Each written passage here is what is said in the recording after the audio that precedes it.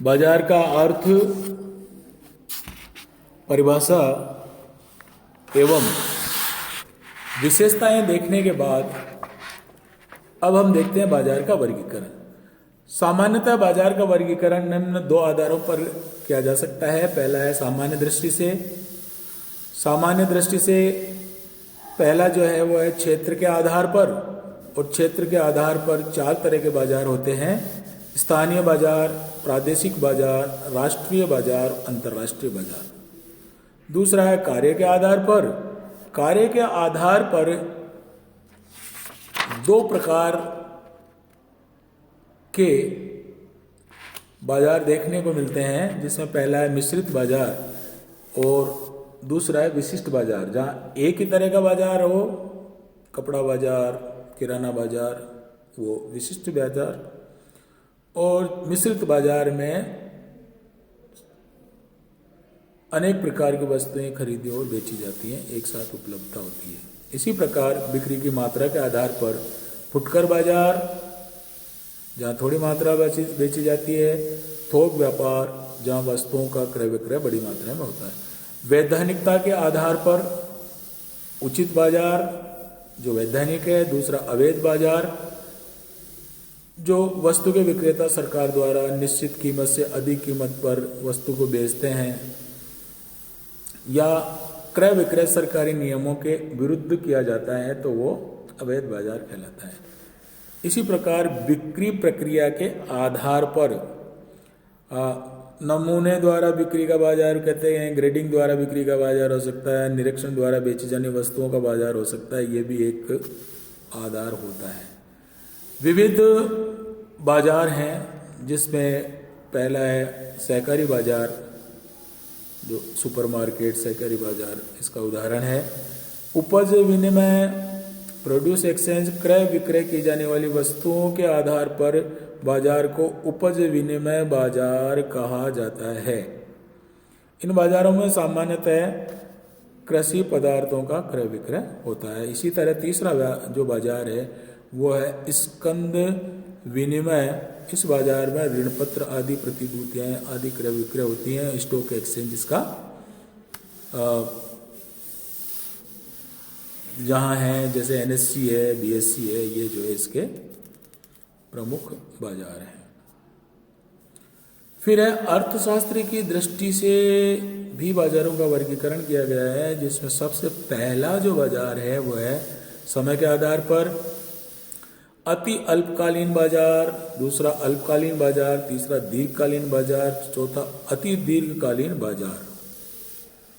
अल्पकालीन बाजार कुछ दिन या कुछ घंटों के लिए होता है, जैसे हरी सब्जी, दूध आदि।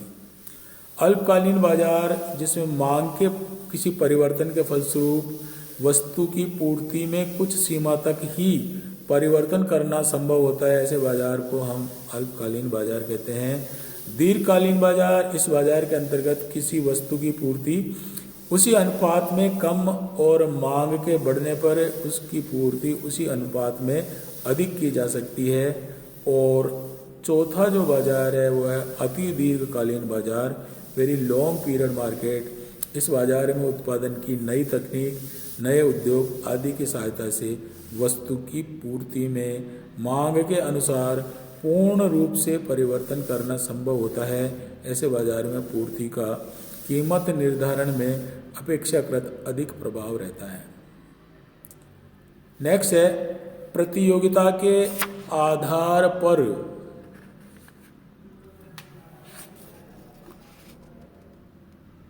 बाजार। पहला है पूर्ण प्रतियोगिता बाजार। ये किसी वस्तु के बाजार में पूर्ण प्रतियोगिता पाई जाती है तो उस बाजार को पूर्ण प्रतियोगी बाजार कहा जाता है। अपूर्ण प्रतियोगी बाजार, इस बाजार का अर्थ है बाजार में अपूर्ण प्रतियोगिता का होना। यदि किसी वस्तु के बाजार में अपूर्ण प्रतियोगिता पाई जाती है तो उसका बाजार अपूर्ण बाजार कहा जाता है। इसी कड़ी में तीसरा जो महत्वपूर्ण बाजार है वो है एकाधिकारी बाजार। इसका अर्थ है कि बाजार में एकाधिकार की स्थिति का होना, अर्थात किसी वस्तु का केवल एक ही उत्पादक अथवा विक्रेता होता है तो उसे हम एकाधिकारी बाजार कहते हैं। नेक्स्ट जो बाजार है वो है अल्पाधिकारी या अल्प विक्रेता, ओलिगोपोली। अल्पाधिकार अपूर्ण प्रतियोगिता का वह रूप है जिसमें क्रेताओं की संख्या अपेक्षाकृत कम होती है, उसमें परस्पर प्रतियोगिता पाई जाती है। विक्रेता ये बाजार पूर्ण प्रतियोगिता, एकाधिकारी प्रतियोगिता तथा एकाधिकारी तीनों से भिन्न होता है। पूर्ण प्रतियोगिता में विक्रेताओं की संख्या जहां बहुत अधिक होती है, एकाधिकार में विक्रेताओं की संख्या जहां बहुत कम होती है।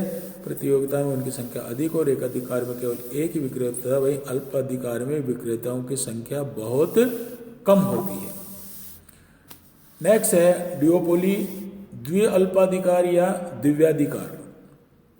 द्विवेधिकार बाजार की वह स्थिति है जिसमें केवल दो विक्रेता होते हैं और दोनों एक ही प्रकार की वस्तुएं बेचते हैं, फलस्वरूप उनकी कीमत नीति भी एक समान होती है। हाँ, कभी कभी दोनों विक्रेताओं की वस्तुओं में अंतर भी हो सकता है और ऐसी स्थिति में उनकी कीमतों में भी अंतर पाया जाता है। नेक्स्ट जो बाजार है वो है वस्तु बाजार एवं साधन बाजार।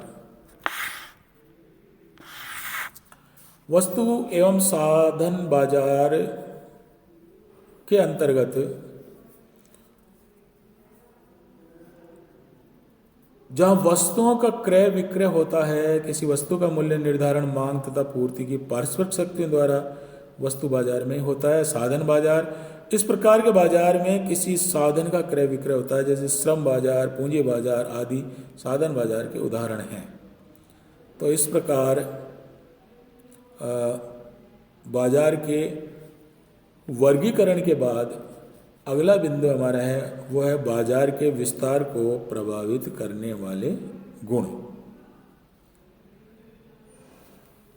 इसको दो भागों में हम देखेंगे। पहला है वस्तु के गुण और दूसरा है देश की दशाएं। ये दोनों मिलकर के बाजार के विस्तार को प्रभावित करते हैं। वस्तु के गुण के रूप में हम देखते हैं वस्तु विशेष के गुण के अंतर्गत अर्थात निम्नलिखित तत्वों की ओर ध्यान दिया जाता है। पहला है वस्तु की मांग, डिमांड ऑफ कमोडिटी। किसी वस्तु की मांग अनेक बातों पर निर्भर करती है, वह कम अथवा अधिक हो सकती है। यदि वस्तु की मांग अधिक और व्यापक होती है तो उस वस्तु का बाजार प्राय विस्तृत होता है। इसके विपरीत भी ऐसा ही होता है। दूसरा वस्तु की पूर्ति। वस्तु की पूर्ति यदि पर्याप्त है और आवश्यकता अनुसार बढ़ाई जा सकती है तो बाजार के बड़े होने की संभावनाएं रहती हैं,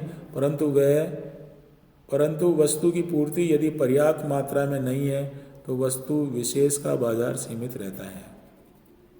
तीसरा है टिकाऊपन।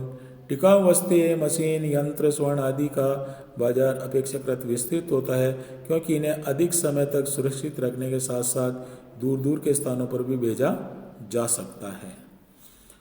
उसके नेक्स्ट है वहनीयता, वैल्यूबिलिटी। अधिक मूल्य एवं कम भार वाली वस्तु जैसे स्वर्ण को वहनीय वस्तु कहते हैं, जबकि कम मूल्य एवं अधिक भार वाली वस्तु जैसे ईंट पत्थर में वहनीयता का गुण नहीं होता। वस्तु के वहनीय होने पर उसे एक स्थान से दूसरे स्थान पर सुगमता से भेजा जा सकता है और संबंधित परिवहन व्यय का भी वहन किया जा सकता है। अतः वस्तु के वहनीय होने पर बाजार बड़ा होता है, अन्यथा नहीं। तीसरा है ग्रेडिंग व नमूने का गुण, quality of grading and sample. कुछ वस्तुओं को विभिन्न ग्रेडों में विभक्त कर नमूना पद्धति के आधार पर बेचा जा सकता है। यदि ऐसा करना संभव है तो वस्तु विशेष का क्रय विक्रय अधिक सुगमता से किया जा सकता है। परिणाम स्वरूप ऐसी वस्तु का बाजार विस्तृत होता है, परंतु जो वस्तुएं ग्रेडिंग व नमूने के लिए उपयुक्त नहीं हैं, जैसे सब्जी, दूध आदि, उनका बाजार अपेक्षाकृत छोटा होता है। जो दूसरे प्रकार की दशाएं हैं उनके बारे में हम विचार करते हैं, वो है देश की दशाएं। वस्तु विशेष के गुणों के साथ साथ देश में व्याप्त दशाएं भी बाजार के विस्तार को प्रभावित करती हैं। यदि देश में विद्यमान परिस्थितियां अनुकूल हैं तो बाजार के बड़े होने की अधिक संभावना रहती है। पहली जो देश की परिस्थिति वो है परिवहन व संदेशवाहन के साधन। किसी देश में परिवहन व संदेशवाहन के साधनों की दशा बाजार के विस्तार पर गहरा प्रभाव डालती है। विकसित तथा कुशल परिवहन के संसाधन बाजार के बड़ा बनाने में सहायता पहुंचाते हैं। इसके विपरीत अगर समुचित व्यवस्था नहीं है तो अपेक्षाकृत बाजार में बाधा पहुंचती है। दूसरा, शांति सुरक्षा एवं कुशल प्रशासन। शांति सुरक्षा एवं कुशल प्रशासन की दशा में बाजार विस्तृत होते हैं, परंतु यदि देश में अशांति, गृह युद्ध, अकुशल प्रशासन आदि तत्व विद्वान रहते हैं तो निश्चय ही बाजारों का क्षेत्र सीमित हो जाता है। स्पष्ट है कि शांति एवं सुरक्षा की उत्तम स्थिति का बाजार के विस्तार पर अनुकूल प्रभाव पड़ता है। नेक्स्ट है मौद्रिक व्यवस्था। उत्तम मौद्रिक व्यवस्था बाजार के आकार को बड़ा बनाने में सहायता पहुंचाती है। यदि देश की मुद्रा दृढ़ है तथा साख प्रणाली कुशल है तो वस्तु का बाजार विस्तृत होता है, अन्यथा उसके सीमित रहने की संभावना अधिक रहती है। नेक्स्ट है श्रम विभाजन की सीमा। श्रम विभाजन किस सीमा तक अपनाया गया है, इस बात का भी बाजार के विस्तार पर अत्यधिक प्रभाव पड़ता है। अगर श्रम विभाजन बहुत बड़ी सीमा तक लागू किया गया है तो उसके उत्पादन अधिक व कम लागत पर होता है, उपभोक्ता वस्तुएं सस्ती मिलती हैं तथा वस्तुओं की मांग में वृद्धि होती है। इस प्रकार बाजार के बड़े बनने की संभावना अधिक रहती है। इसके विपरीत यदि श्रम विभाजन एक छोटी सीमा तक ही लागू किया गया है तो बाजार अपेक्षाकृत छोटा रहता है। नेक्स्ट बिंदु जो है वो है प्रचार एवं विक्रय व्यवस्था। प्रचार एवं विक्रय व्यवस्था भी किसी वस्तु के बाजार के आकार को प्रभाव करती है। यदि विज्ञापन, प्रदर्शनी एवं विक्रय संबंधी अन्य आधुनिक विधियों का प्रयोग किया जाता है तो बाजार के विस्तृत होने की संभावना अधिक रहती है।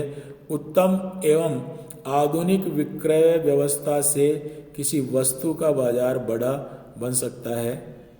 दूसरा है कर एवं व्यापार नीति। सरकार की कर एवं व्यापार नीति का भी बाजार के विस्तार के साथ घनिष्ठ संबंध होता है। यदि सरकार स्वतंत्र व्यापार की नीति का अनुसरण करती है तो बाजार के बड़े बनने की संभावना अधिक होती है। इसके विपरीत सरकार यदि आयात एवं निर्यात पर ऊंचे कर लगाती है तो बाजार के विस्तार में बाधा पहुंचती है। धन्यवाद।